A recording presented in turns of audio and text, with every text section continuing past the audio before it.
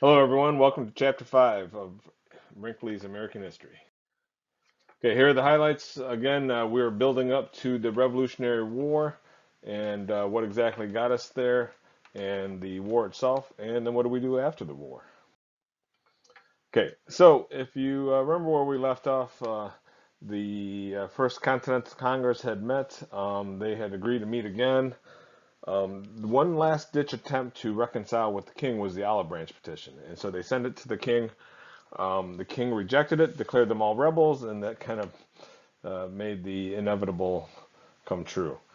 Another contributing factor to the revolution was this pamphlet by Thomas Paine, Common Sense. Okay, street name T-Paine. He made the argument that the English Constitution didn't make sense. Okay, and that the king didn't have the right to make rules for the colonies. Okay, and essentially that how can an island rule a continent, and that doesn't make any sense. Okay, so once they've decided now, and they're in the Second Continental Congress to declare their independence, Thomas Jefferson essentially drafts the Declaration of Independence with the help of Ben Franklin and John Adams. And if you ever stop and take a look at the Declaration of Independence, it is based off Enlightenment principles.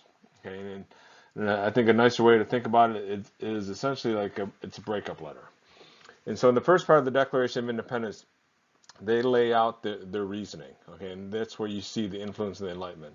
This idea that all men are created equal, inalienable rights. Government is created by men, and they have the right to revolt when their needs are no longer being met. Those are all Enlightenment ideals. Then the second part of the Declaration are the reasons, right? So if you break up with someone, you're supposed to give reasons, and so it's a list of grievances against the king. And then the third section is because of the reasons they listed previously, they are now breaking up and declare themselves free and independent. Okay, so what does that mean when it comes to independence? The Americans are actually not very unified in pushing for independence. The general rule of thumb is that a third were for revolution, a third were against and were loyalists, and a third were on the fence. Okay, and so once they do declare independence, they draft these Articles of Confederation. Each state is supposed to write their own constitution, and under the Articles of Confederation, it forms a firm league of friendship that unites them, but very loosely. Okay, mobilizing for the war. We don't have a lot of money to pay for the war, so we have to do a lot of printing of money. We have to do a lot of borrowing for the war. George Washington is appointed the commander during the Second Continental Congress, and one of our first tasks is to go seek foreign assistance from other countries. Okay, so what made it possible for Americans to actually think that they could win? One, they're fighting on their own ground, so they're familiar with the territory. And secondly, the patriots, the ones that are committed to revolution, they are deeply committed. Okay, they believe in their cause, and they're willing to fight for it. Okay, one of the trends, since it's the first time we're coming across it, one of the trends you'll notice in APUSH, we don't cover a lot of the battles of wars. Okay, so we're not concerned as much about the military aspect of the war, more the social, cultural, economic results of the war. Okay, so what happens first? Actually, the first major battle in New England, and so the Revolutionary War. That being said, Revolutionary War takes part in three phases: New England, the Middle Colonies, and South.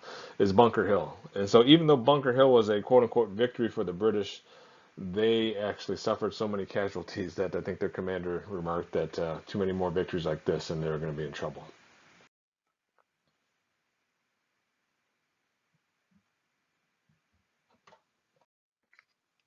Okay, here is a map of the War for Independence. Second phase here. It is the battle for the Mid-Atlantic region. The British take New York. One of Washington's greater attributes is being able to retreat. Okay, and so part of his strategy was that you don't actually need to win battles. You just need to have an army in the field, and that they will spend their time and energies chasing you around. And the longer that you can drag out the war, the more unpopular it's going to become back in England. And this is probably even true today, that anytime America takes on insurgents elsewhere around the world, um, the longer we spend time and energy doing that, the more unpopular typically those wars become.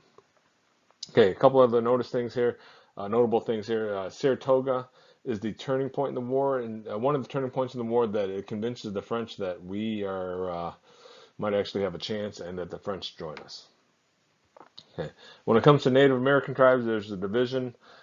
Three of the six tribes support the British, but they ultimately declare neutrality and are not an important factor in the war. Okay, so again, the pivotal French aid, not only do they provide money to us, but they also lend their navy, or their navy aids in the battle, and as well as providing munitions to us. Okay, and that was secured with the help of Ben Franklin. The last phase of the war now, turning to the south, and actually this is one of the British mistakes.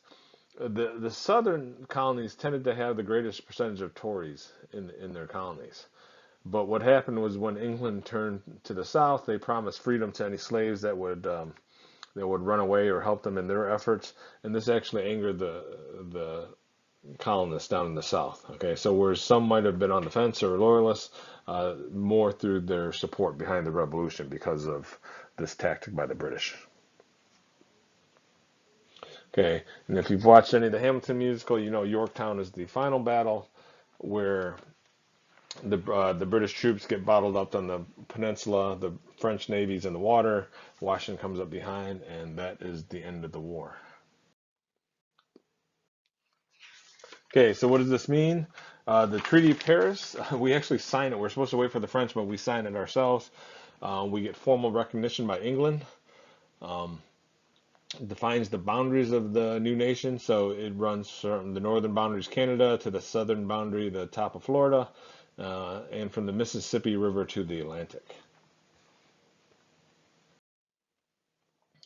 Okay, so let's take a look at what happens on the home front then. So the Loyalists play again. The Loyalists were people that remained loyal to the crown. They they were probably the biggest losers in this whole affair. So they get their properties confiscated. They lost any social position they might have had. If they could afford to, many went to England. If you didn't have that much money, you might have went to Canada. Okay. Who else loses in this? The Anglican Church. It is no longer the official church, so they lose some of their status. The Catholic Church gets a bit more prominence because of the influence of the French that were here and the help that they gave. In terms of the war and slavery, and this is one of the contradictions in American history. So how do we, or what do we do about slavery when it seemingly well, not seemingly, it is, the ideas of slavery run counter to those principles laid out in the Declaration of Independence. And so it sets up this tension between liberty and slavery, between the promises of equality and the realities of equalities. Okay, so that is one of the tensions set up. We'll look at that again in a few sections. In terms of the Native Americans, they're also big quote unquote losers um, because of their neutrality. A lot of Americans resented the Native Americans because they did not side with them, and it actually creates a division among the Indians. As for women, much of their plight was, well, it is similar to, not the same as, the plight of enslaved people. So when the Declaration of Independence talks about rights of men, it did not include women either. Okay, so some women served in the army, but really it is this idea of women and how do they fit under under the ideas, Enlightenment ideas of equality. And just it was better to be a single woman than it was a married woman. A married woman did not have the right to own property, did not have the right to her children if the husband died, could not earn money. Um, so if anything, this nothing was really changed as a result of the revolution, and the patriarchal structure was just reinforced. Okay, when it comes to the war economy, a couple of things now. If you remember the system of mercantilism, America sent its had always sent its oh sorry about that, had always sent its trade through England. Okay, that's how mercantilism worked. Now they're on their own. The British, to kind of teach us a lesson, cut off markets, so we cannot trade to with England for a little bit. But it does stimulate new patterns of trade. So we learned to develop trade with Europe and with South America, and it will also have some effect of stimulating domestic manufacturing. Okay, so the assumptions of republicanism. This is one of the uh, debates that will rise up. This idea of civic virtue. So we need to prepare citizens to live in a democracy and to take advantage of democracy. And so that's where we turn to the women. That's this concept of Republican motherhood.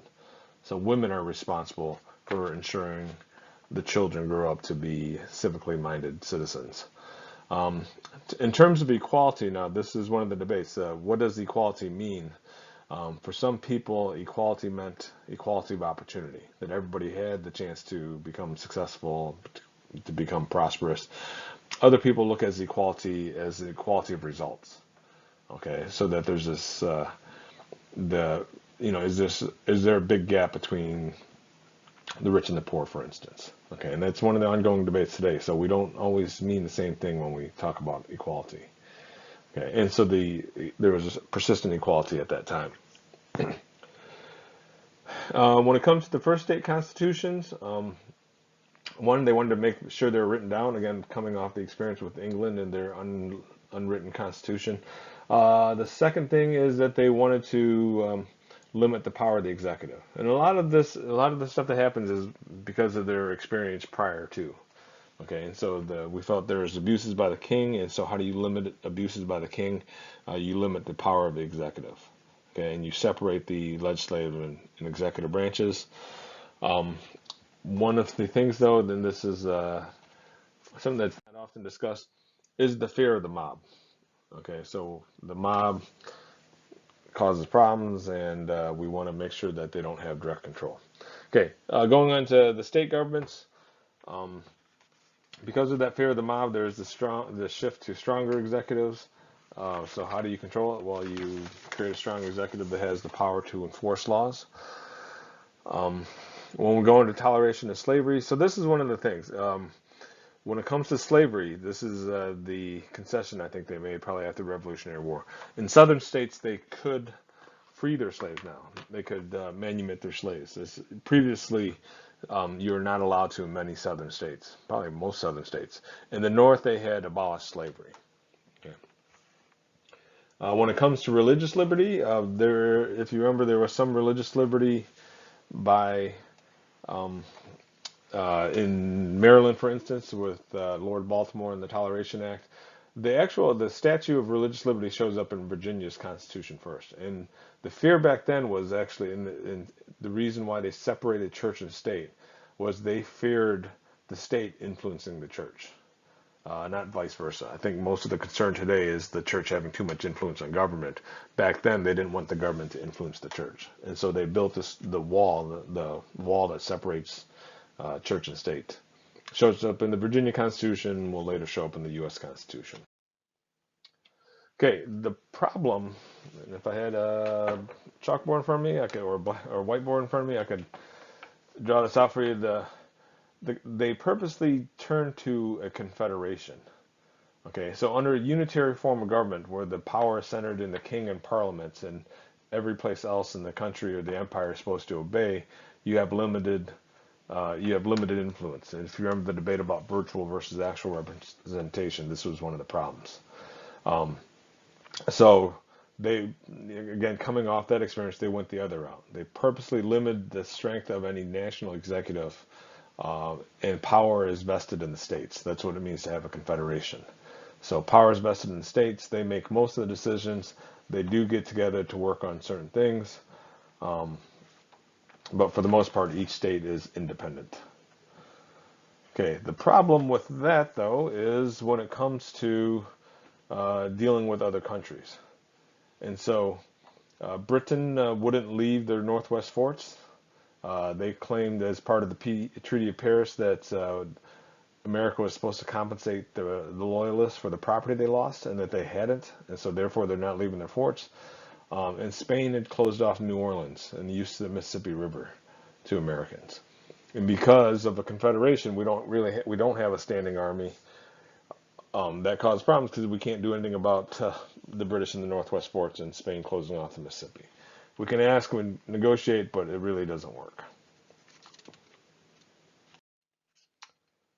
Okay, one of the other things, before we could even sign the articles, uh, kind of a minor point, but I guess important, the individual charters for the colonies, their western boundaries stretched to as far as they can go, to the Pacific.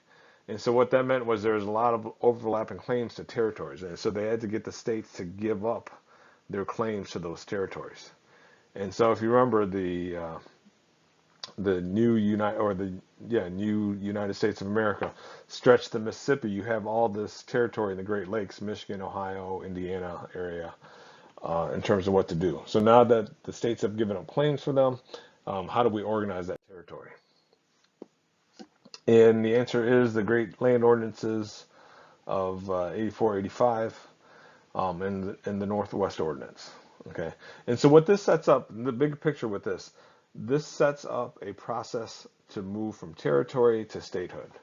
Okay, so they set out this grid which makes settlement an orderly process. So once there's enough people there, they can draft a constitution and then eventually apply for statehood as the population increases. And this was the part of the problem with the British Empire. So the British Empire, once you're a colony, you're always a colony. And my analogy for this is, it's like being a kid or it's like being someone at the kids' table at Thanksgiving. The problem is at some point you will grow up, but you don't want to be that 35-year-old person still sitting at the kids' table at Thanksgiving. Okay, and under the old British system, there was no way to rectify that. Okay, here there is a system, and you really use this to add every state. So how the process for going from territory to statehood. One of the things noticeable, the Northwest Ordinance. The Northwest Ordinance, a lot of people look at our founding fathers and debate whether our founding fathers were racist, whether they, like slavery. Many of them owned slaves. The Northwest Ordinance, they actually banned slavery in the Northwest Territory. And again, Northwest Territory is really what we call the Midwest today, Michigan, Ohio, Indiana, and such. Okay, so places where they did have a fresh start, they did say no slavery in those places. Okay, so that's an example of the grid area. Okay, one of the other features here, so we are a newly formed nation.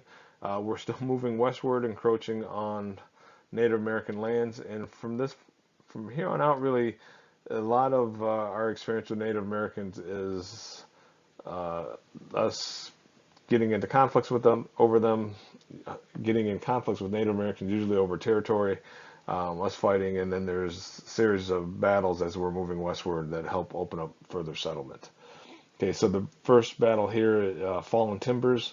Fallen Timbers is in Ohio. In fact, if you're driving down, I can't remember the highway, but if you're driving down one of the highways going into Indianapolis through Ohio, there's actually a memorial for Fallen Timbers.